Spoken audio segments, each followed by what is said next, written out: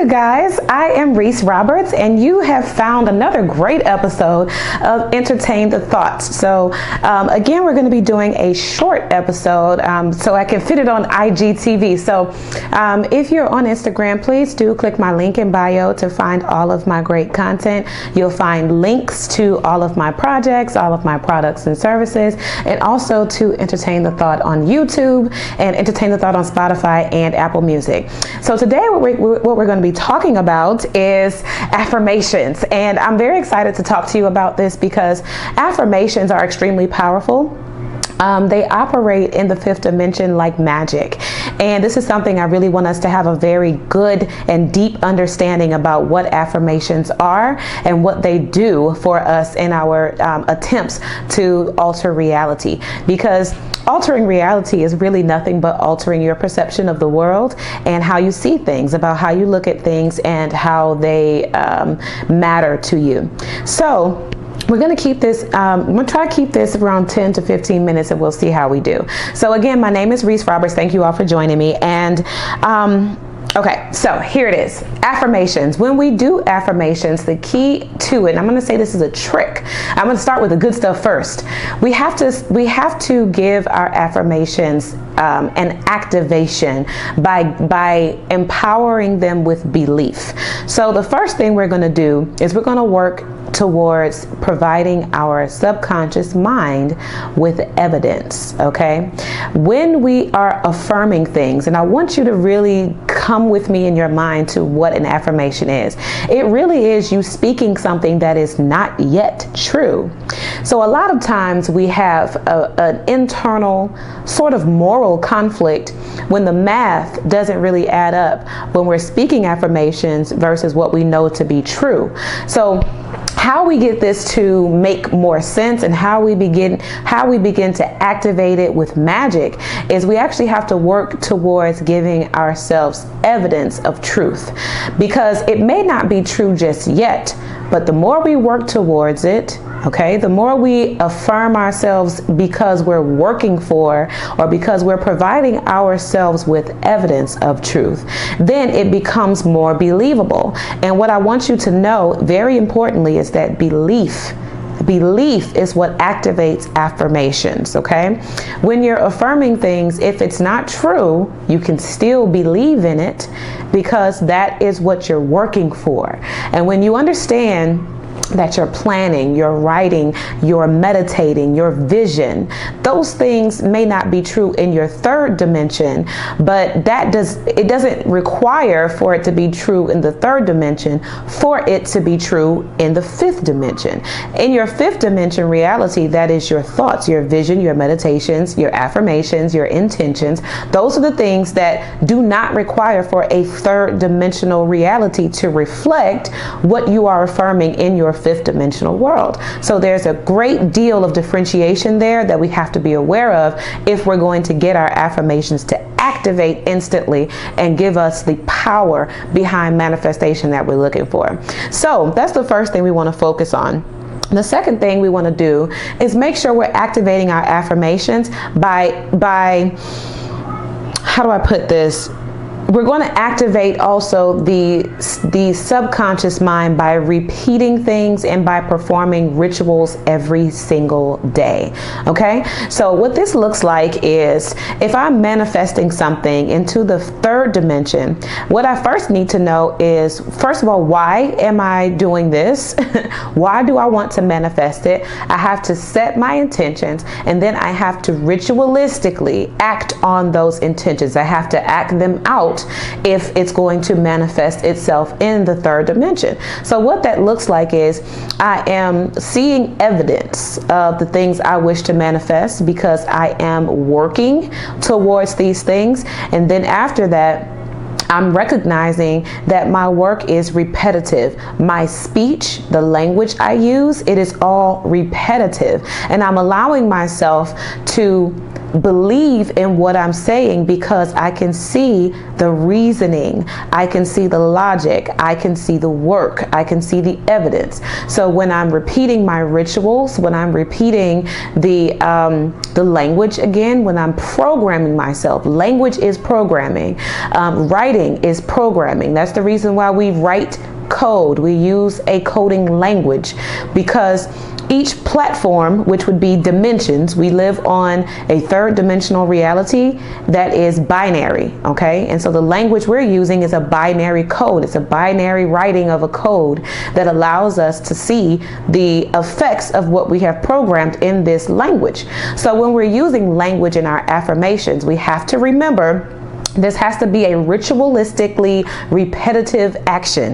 It has to be something that we are not only just repeating with this emptiness, meaning I'm saying this, but I don't think it's true. I'm saying this, but I really can't see it happening. I'm saying this to myself, but in my heart, I'm not there yet. Those things we're eliminating because we're seeing the prerequisite of evidence, logic, reason, and work before we even get to the point of repeating it to ourselves, of starting to formulate a vision based on these things, okay? So, well, I should say this, the vision should be there before we start the work, so that is a correction.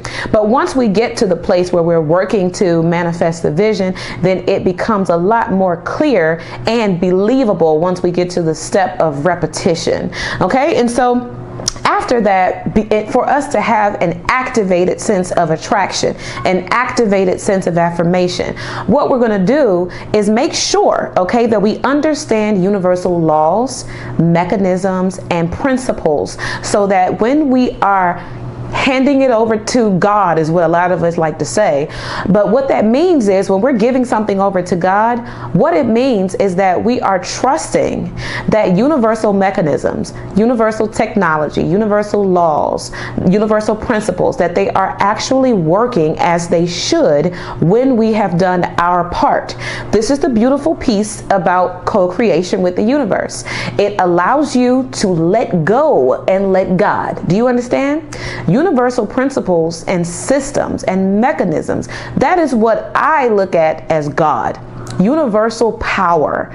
It's the source connection that we have to things that do not lie in our hands, things that are out of our control. So when I understand that my faith is not in myself, my faith is not in the power that I have to make things happen or to move things or to organize things or to work myself half to death. No. What I'm looking at is the fact that the universe is picking up on my thoughts. It is picking up on the beliefs of my heart, and it is stepping in to do the hard work. As long as I am aligned by completing my rituals, by saying my affirmations with a sense of belief and a sense of foundational knowledge, I'll say that way, then we understand that the universe is at that point simply aligned with us. It is aligned with what we are attempting to manifest, and it takes it on and it starts to do the work. It starts to take on the things that we can't. So for example, if I'm attempting to manifest a new career, let's put it this way.